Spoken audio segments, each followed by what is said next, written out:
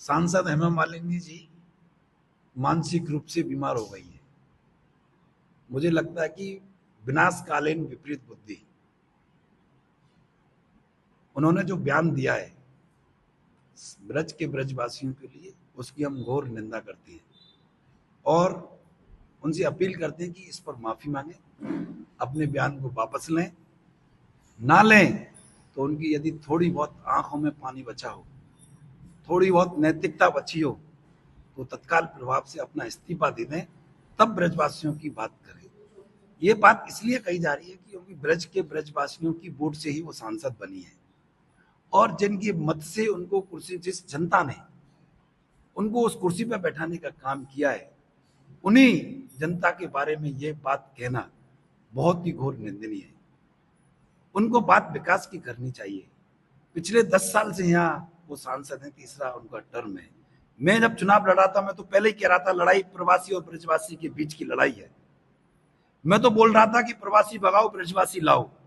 यदि यहाँ का ब्रजवासी होता तो वो दर्द यहाँ के ब्रज के ब्रजवासियों का समझता।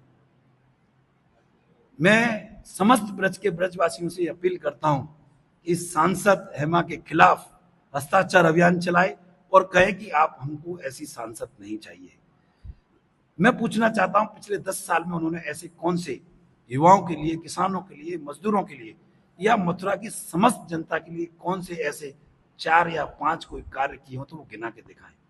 केवल और केवल भारतीय जनता पार्टी के लोग, उनके पास झूठ के अलावा कोई काम नहीं है। भारतीय जनता पार्टी झूठ की प्राइमरी पाठशाला है।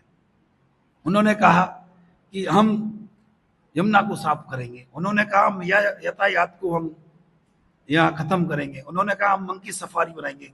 मंकी सफारी ना बनने से हमारे ब्रज के ब्रजवासी कितने अपने परिवार के परिवारजनों को खो बैठे हैं, इसका आंकड़ा या आप निकालेंगे तो जीता आपके सामने सारा प्रस्तुत हो जाएगा।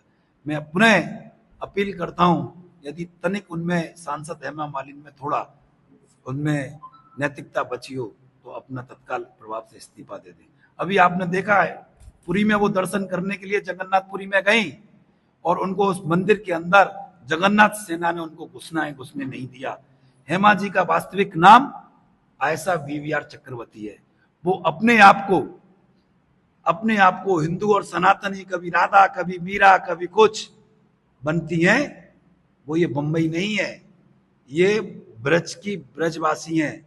यहाँ ब्रज है, यहाँ भगवान श्री कृष्ण की जन्म स्थली और क्रीड़ा स्थली है, जहां उन्होंने अपनी 16 कलाओं से अपनी कलाओं को प्रदर्शित करके इस ब्रज का विश्व में नहीं पूरे इसमें अपना नाम उन्होंने एक पहचान दिलाई। तो वो ये समझ रही है बंबई है।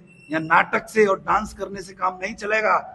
यहाँ यदि वो आरोग्य केंद्र पर रोज प्रचार करती हैं पानी का, यदि उनमें थोड़ा बहुत कहती हैं वो अबरे लोग हैं तो मेरे साथ आए और पानी एक लोटा पी के जल का दिखाए।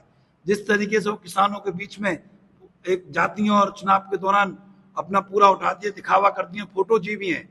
जब किसानों को डीएपी नहीं मिल रहा तो कहाँ थी, किसानों को बिजली नहीं मिल रही है कहाँ है।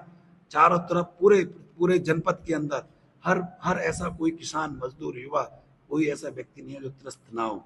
युवाओं के लिए पूछना चाहता हूं, उन्होंने क्या कोई रोजगार दिए, कौन सी यहाँ इंडस्ट्रीज खुलवाई? इन सब बातों को लेकर आज हम उनसे सवाल किया है। यदि उन्होंने हमारे सवाल का जवाब नहीं दिया तो हम आने वाले समय में उनके आवास का घेराव करेंगे, उनको इतना विवश कर देंगे। क्योंकि 2014 में जब चुनाव लड़ा तो माननीय जयंत चौधरी जी थे उनके सामने, दूसरी बार में चुनाव लड़ा तो उनके सामने लोकदल के ही प्रत्याशी थे। अब वो उनकी गठबंधन की सरकार में है। तो जब इस ब्रज छोरा यहाँ लड़ा तो ये नैतिक, जो मुझे यहाँ के ब्रज के ब्रजवासियों ने प्यार और जो आशीर्वाद दिया, तो मेरी एक नैतिक जिम्मेदारी और कम भी बनता है कि उनकी कसौटी पर खरा उतरूं। और ये कोई ऐसी बात नहीं है उनके ऊपर मैं कोई दया का पात्र कर रहा हूं। ये एक राजनीतिक दल होने के नाते, कार्यकर्ता होने के नाते, के साथ साथ उनका मैं भाई भी हूं, उनका बेटा भी हूं। हमें उनकी सेवा करनी चाहिए, उनके सुख दुख में हमें शामिल होना चाहिए। यदि सांसद हेमा मालिनी ने इन सवालों का तत्काल प्रभाव से उन्होंने माफी नहीं मांगी तो उनके घर का घेराव किया जाएगा।